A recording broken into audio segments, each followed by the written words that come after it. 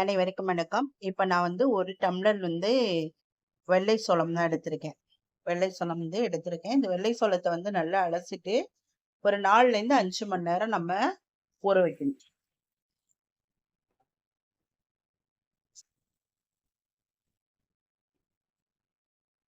நல்லா சுத்தமா கழுவிட்டு, ஒரு 4லேருந்து 5 மணி நேரம் அப்படியே ஊற வச்சிடலாம்.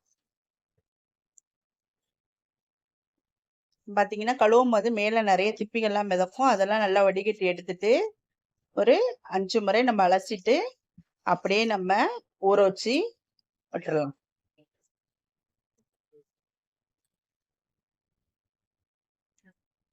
இப்ப பாத்தீங்கன்னா, நல்லா சுத்தமா நம்ம கழுவியாச்சு. பார்த்தாலே உங்களுக்கு தெரியும். ஒரு 5 மணி நேரம் ஊறட்டும். இப்ப பாத்தீங்கன்னா, சோளம் ஒரு 5 மணி நேரம் ஊற வச்சு எடுத்தாச்சு. சூப்பரா ஊறி வந்திருக்கு. இப்ப ஃபுல்லா தண்ணிய வடிச்சுட்டு ஒரு 5லேருந்து 10 நிமிஷம் அப்படியே விட்டுருவோம்.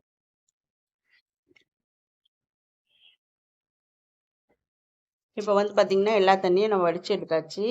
இத அப்படியே விட்டுட்டோம்னா, மீதி இருக்கிற தண்ணியும் சுத்தமா உள்ள இழுத்துரும். இல்லன்னா நம்ம ஒரு ஒயிட் துணியில வச்சுக்கிட்டு நம்ம இருக்கிற தண்ணியெல்லாம் எடுத்துடலாம். இப்ப நம்ம அப்படியே 10 நிமிஷம் விட்டதுனால நல்லா தண்ணி இழுத்து நல்லா உதிரி உதிரியா வந்துருச்சு. சரிங்களா? இப்ப நம்ம இத என்ன பண்ண போறோம்னா, ஒரு மிக்ஸி பவுலுக்கு மாத்திட்டு, அப்படியே நம்ம குருண பதத்துக்கு அரைச்சு எடுத்துட்டு வர போறோம். ரொம்ப மாவா அரைக்கக்கூடாது. பல்ஸ் மோட்ல வச்சு குருண பதத்துக்கு நம்ம அப்படியே அரைச்சு எடுத்துட்டு வந்துட வேண்டியதுதான். இப்ப பார்த்தாலே தெரியும் உங்களுக்கு. ஓரளவுக்கு ஒரு குருண லெவலுக்கு நம்ம அரைச்சிட்டு வந்தாச்சு. இப்ப இத ஆ எப்படி இத சாதம் செய்யலாங்கிறத பார்க்கலாம். இப்ப நான் இந்த 1 டம்ளரால சோளம் எடுத்து இல்லையா? இதுல 5 டம்ளர் நான் தண்ணி ஊத்திக்கிறேன்.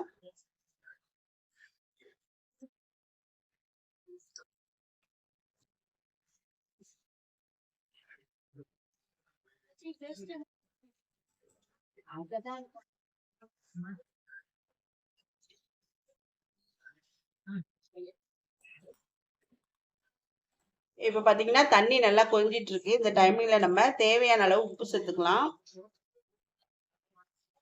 கல்லுப்பு தான் நான் சேர்த்திருக்கேன். நீங்க தூள் உப்பு இருந்தாலும் சேர்த்துக்கலாம்.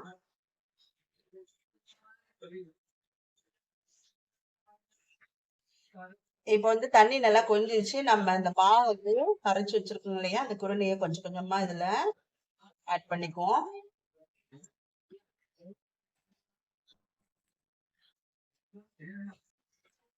நல்லா கைவிடாம நல்லா கிளறிணும். கட்டிகள் விழாம ஃபுல்லா கைவிடாம நம்ம கிளறி எடுத்துக்கணும்.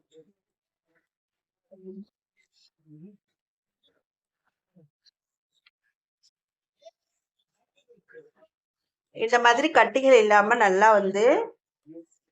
கலந்து விட்டுக்கணும். அப்பதான் சாதம் அடி பிடிக்காம கட்டிகள் இல்லாம வரும். நல்லா கலந்து விட்டுக்கணும். ஒரு 15 நிமிஷம் சூப்பரா நமக்கு சோள சாதம் ரெடி ஆயிரும்.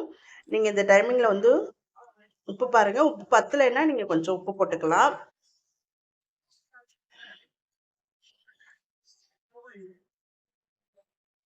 இப்ப நான் கொஞ்சமா நல்லெண்ணெய் விட்டுக்கிறேன். இதுல நல்லா வாசனையா இருக்கும். கீழேயே அடி பிடிக்காம வரும். அதனால இதுக்குன்னு நம்ம அடி கனமான பாத்திரம் தான் எடுத்திருக்கோம்.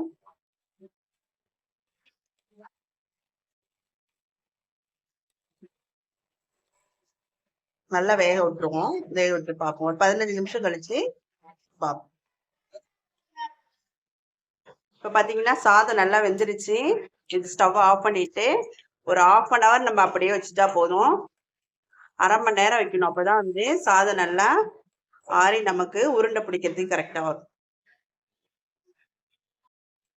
இப்ப பாத்தீங்கன்னா சாதம் நல்லாவே ஆறி வந்துருச்சு.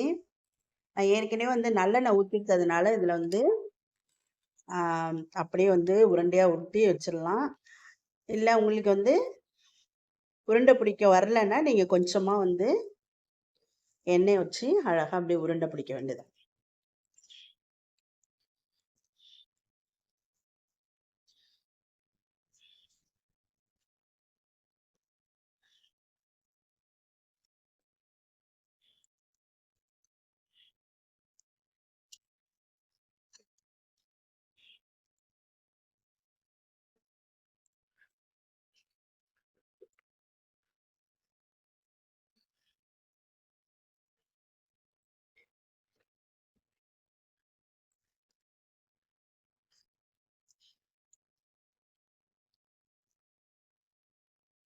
சூப்பரான சோள சாதம் ரெடி ஆயிடுச்சு. நீங்கள் இதை வந்து சோள கூழாவும் குடிக்கலாம். மோர் ஊற்றி நம்ம கம்பு கேழ்வரகு கூழ் குடிப்போம் இல்லைங்களா, அதே மாதிரி சோள கூழாவும் நம்ம குடிக்கலாம். கண்டிப்பாக ட்ரை பண்ணி பாருங்கள். எப்படி இருந்துச்சுன்னு கமெண்ட் பாக்ஸில் கமெண்ட் பண்ணுங்கள். வீடியோ செஞ்சால் லைக் பண்ணுங்கள், ஷேர் பண்ணுங்கள், நம்மளோட சேனலையும் சப்ஸ்கிரைப் பண்ணிக்கோங்க. தேங்க்யூ ஃபார் வாட்சிங்.